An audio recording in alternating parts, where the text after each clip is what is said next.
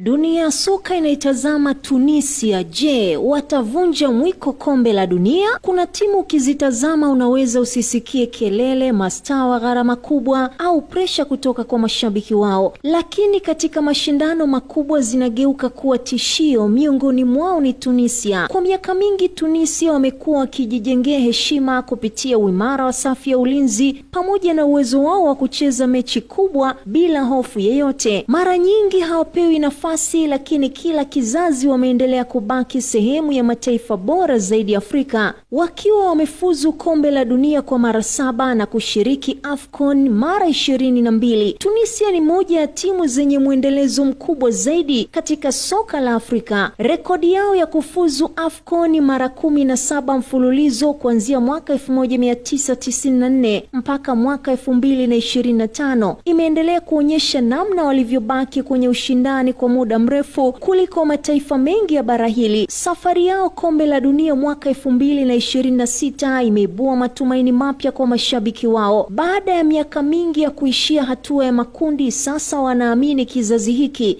kinaweza kuandika historia mpya ya taifa lao, kufuzu hatua ya pili ya mashindano hayo makubwa zaidi duniani. Historia yao Tunisia, soka lilianza kupata umaarufu Tunisia mwanzoni mwa karne ya 20, kipindi taifa hilo likiwa chini ya ukoloni wa Ufaransa. Kabla ya kupata uhuru mwaka 1956, tayari kulikuwa na timu isiyo rasmi iliyoundwa na wachezaji bora kutoka ligi ya Tunisia. Mwaka 1928 waliucheza mchezo wao wa kwanza dhidi ya timu B ya Ufaransa, lakini wakapokea kipigo kizito cha bao 8-2. Katika miaka hiyo walikuwa wakicheza zaidi dhidi ya timu ya Kifaransa pamoja na vikosi vya kijeshi. Baada ya kupata uhuru Machi 20, 1956, Tunisia ilianza kujenga rasmi mfumo wake wa soka. Shirikisho lao la soka lilianzishwa mwaka 1957, huku taifa hilo likianza kushiriki mashindano ya kimataifa kama nchi huru. Mchezo wao wa kwanza rasmi ulikuwa dhidi ya Libya na walishinda mabao 4-3. Tangu hapo soka likageuka kuwa sehemu muhimu ya utambulisho wa taifa hilo. Na kwa kizazi hiki kilivyojengwa, nidhamu walionayo pamoja na uzoefu wao kwenye mashindano makubwa, Tunisia ipo kundi F pamoja na Sweden, Japan na Uholanzi.